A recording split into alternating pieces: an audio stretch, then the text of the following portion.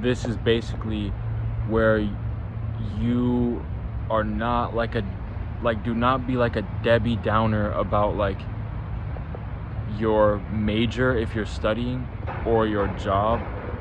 Like, find something exciting about it. It is very relatable to dislike what you do also. That can also increase your charisma. But if you're somebody who actually has no fear to engage in class, to raise your hand and to actually have passion about the topic, or to stay after school and talk to your teacher because you're interested in the topic, that really ups your charisma, because so many people are just afraid. A lot of kids try to play total cool guy. They don't want to be, oh, I don't like school, my parents sent me here, like, but yet it's like for one, it's, if they do like that major, then they should talk about it. But if they don't like that major that they're studying, maybe they shouldn't be there, or they need to find something to be passionate about it for. Or if you do want to be super vulnerable and your parents did force you to go there, just plain out say that, but you don't have to be like, I don't know, try to play a cool guy.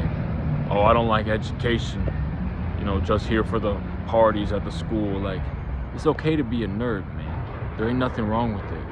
There's nothing wrong with being a nerd. Being a nerd makes you eccentric. It makes you cool. It makes you different. If you're intellectual, that's good. I actually was reading this study not that long ago. I think it said reading books and studying languages were the two most attractive hobbies that a man can have. This was like statistic, through surveys. And the other thing too is, like, even if you work like a minimum wage job, but you show some passion in what you do have, you show passion to your customers. Oh, I really like this product. I really like this. Oh, you're gonna love this. Let me do this for you. Like, let me, help you in this certain type of way at your work, whether it's helping get an item for them. Being passionate, even if your pay is low, because a lot of people just don't have a good attitude. They don't care about their company. They don't care about company culture. If you're passionate about your company, even if you get paid low, or even if you get paid high, it really shows like you just have like a joy for life, and this passion can come out anywhere. If you're on a tour guide, like in a museum or something like that, maybe be that person that raised your hand to ask questions. Don't be afraid to ask. Like, don't be afraid to be curious. It's not like naive to be so naive just to be curious, or you don't have to act like I'm an adult, I can't be passionate about like asking questions, I can't be curious. I guess that leads to another one, is keep your curiosity going. When you lose your curiosity, a lot of people do, I think, when they grow out of childhood, they lose their curiosity, and I feel like that kills their charisma as well. Like, you gotta be curious in life. Ask questions, ask people questions, want to know more. Look at everything and try to see if you can see it in a different way. Yeah. All right. This next one I think is kind of related to, money. But it's basically the ability to basically make friendships with people and sell an idea of love to them, even if it's like low, if you're low status, I guess you could say. And I'll explain this like with an example. Even in that famous romance movie, the Notebook, I forget the main character's name. I think it's Jack. I can't remember. But he's like really, his pay is really low, but he somehow he sells this idea of a romantic adventurous type of personality to this rich girl, to this girl from this rich family, and she falls in love with him because people love this idea of true love, like true friendship that is not built on, oh, we own the same things and our income is the same. Like, even though a lot of people, I think, will resist true love, you know, they'll try to date people only within their income. A lot of people will resist it because they're overly civilized, I guess you could say, or they're overly, how do you explain it? They kind of lack charisma as well. They see things in such a superficial way that they're not even looking for true friendship. But yeah, basically, even if you do make a lot of money and you do have a lot of high social status, you should be able to, I guess, provide this idea of true friendship and true love that is not just built on things or social status. Like, if you're friends with people just because your social status, and you guys pump each other's social status up because you guys both already have high social status, and you just associate with each other simply for that, it's not really a charismatic thing. Like, you're not really showing charisma. The same thing as if you basically just, you're rich and you go and marry some hot wife with big plastic surgery boobs. Like, that's not really charisma. You kind of live in a fake life. People don't like that. They want to know deep down that something is true. Their love is true. Friendship is true. So you have to provide that type of friendship built on actual connection. All right. The next point I want to make is regarding storytelling. You know, one thing I realize about a lot of people with charisma is they're very good at telling stories, and the stories are impactful. You know, they explain, you know, where they came from in their life and where they're going, you know, the humble beginning that they came from, and how they had to improve, and the difficulties, the conflict, and how they got to where they are now, but how they're still struggling. And it just incorporates a bunch of details, like, you know, the lives of their friends, the lives of their family, the culture of their families. Like, there's just a lot of storytelling.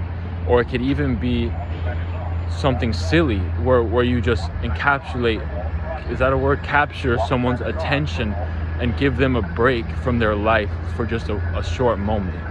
You know, it could be a fun story, a funny story. It could be, you know, something that the average person would deem as, you know, kind of a useless story, but you thought you're passionate about it. You know, it could be anything. It could be how you were running late for work, so you decided to try to microwave some pancakes. I don't know, I just came up with that in my mind.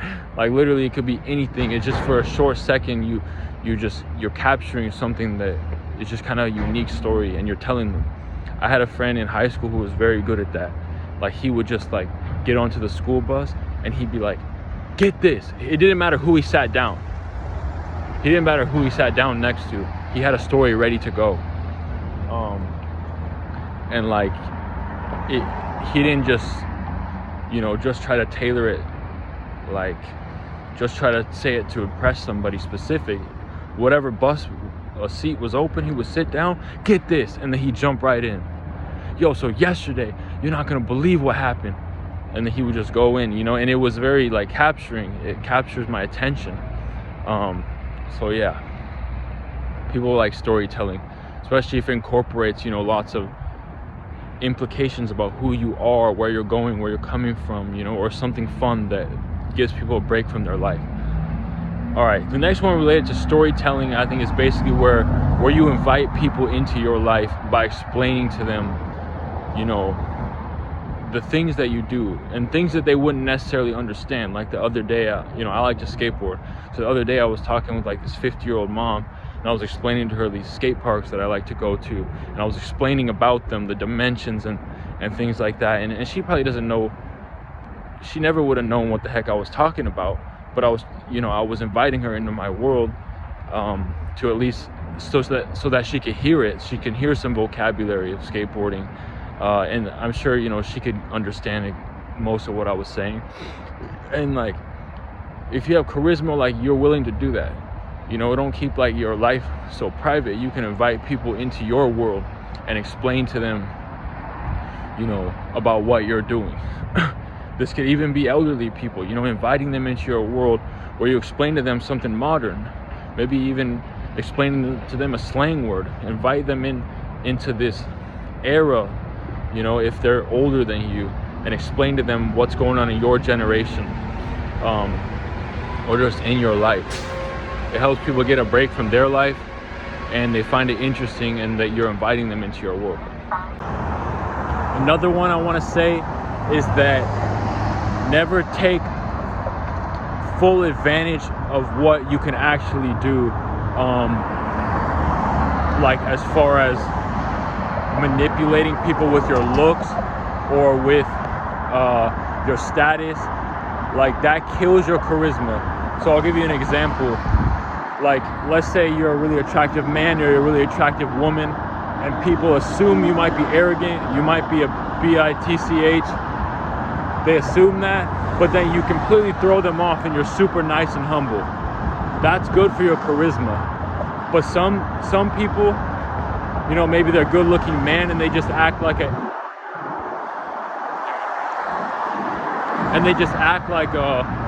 you know, complete jock, arrogant, superficial alpha male from high school, you know. Or maybe they're a really pretty woman and you'd hope that they'd be humble, but then all of a sudden you go on their Instagram page and their Instagram page is public, so you know they want followers, you know they want fame.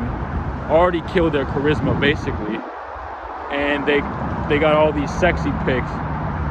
And it's like, if they would have just acted more humble on their Instagram page by having some more modest clothing, private profiles, so we're not trying to run up their followers for fame, you know, it just kind of kills their charisma. So like, don't take full advantage of your looks or your status. You know, live a little bit humbly.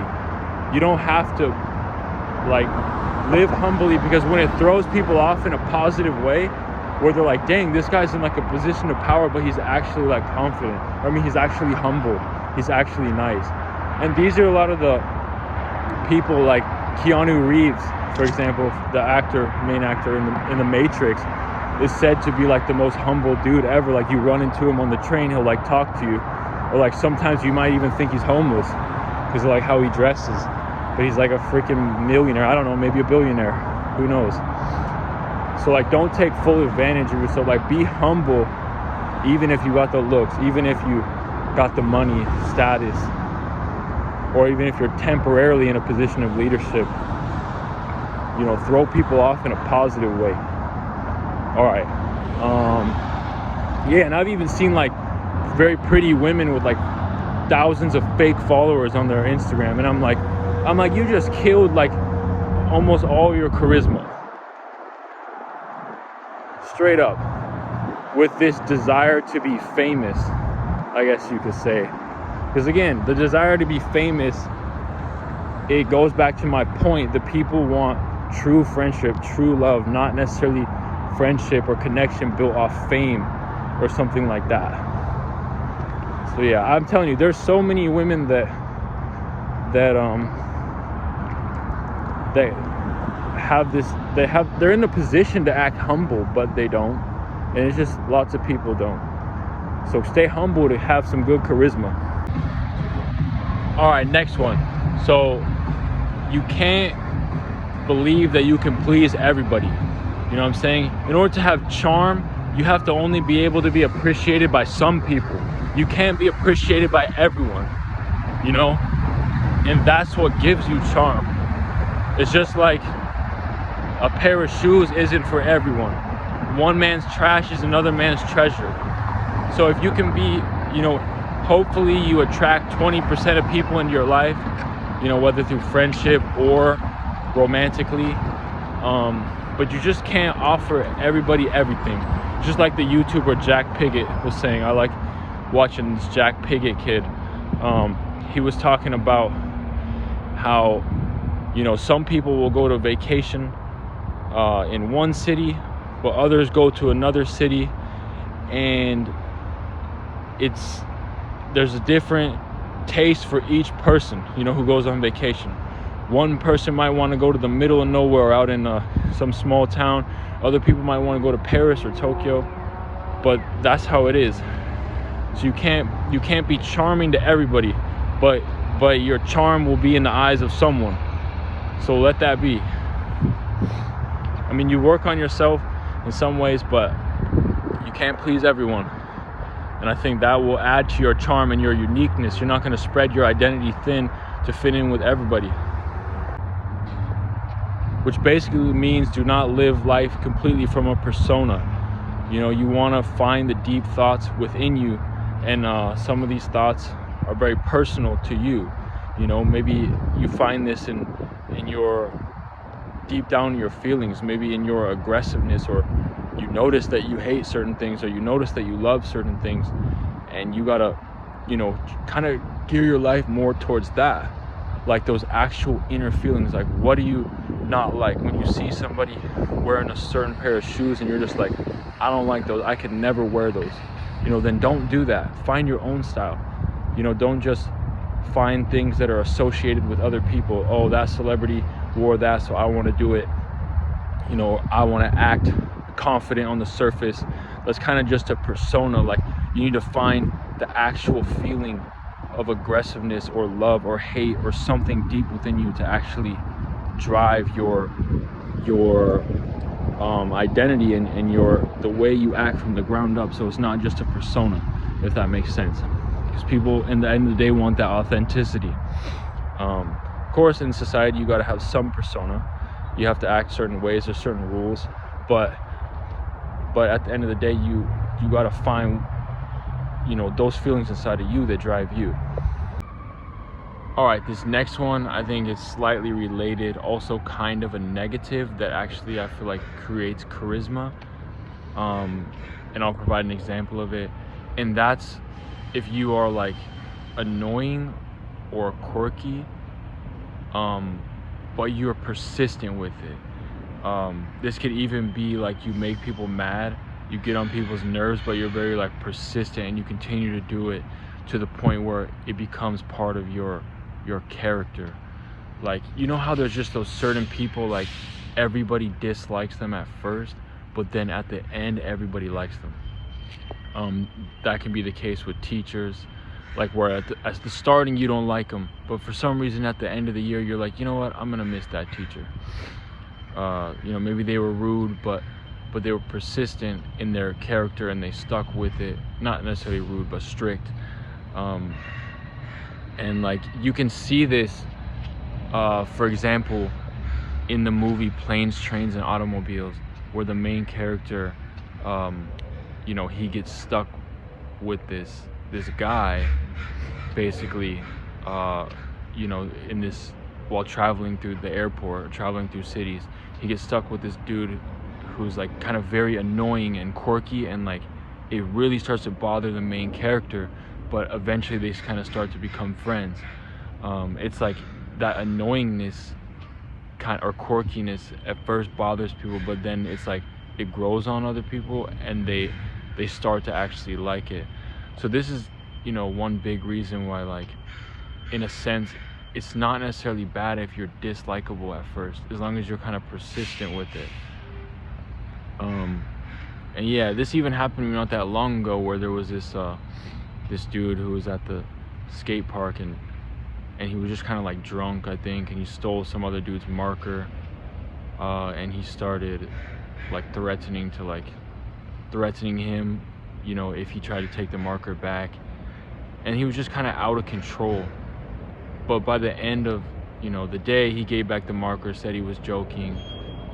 And even though he was kind of wild and at first he was pissing me off, at the end of the day I felt like, you know what, I kind of like this guy. Like, you know, he might have some problems, like, but he was funny and a little bit wild and courageous to, you know, double down and say, you know, you're not gonna take my, you know, I'm gonna take your marker, and that's the way it's gonna be. Something was kind of, it's like it kind of grew on me, you know. And I think that you can see this a lot, even with you know, I know this lady who really disliked her boss at first. Like, I think she hated him, but then over time they actually started dating, and they split companies, you know, so they weren't in the same company. And then then they got married. You know, even though she hated him because of how strict and annoying he was, they ended up getting married. So I think this type of thing of persistent annoyingness, quirkiness, or being dislikable, as long as you can hold your ground, or even some people who are oblivious to the fact that they're being annoying, they're actually maybe more likely to be persistent because they're not even holding themselves back. They persist with their personality and it grows on other people. So I don't know, if you're aware of your annoyingness or whatever, like I might be about myself, at least I think I am. I try to be aware of the certain things that bother other people that I do. Then maybe it's too late for this tip. But if you're someone who can just allow yourself to be that certain type of person, maybe a little bit annoying, but you can be persistent with it, it might actually help you make friends and help people like you. All right, I think that one's a little bit unexpected, but next one.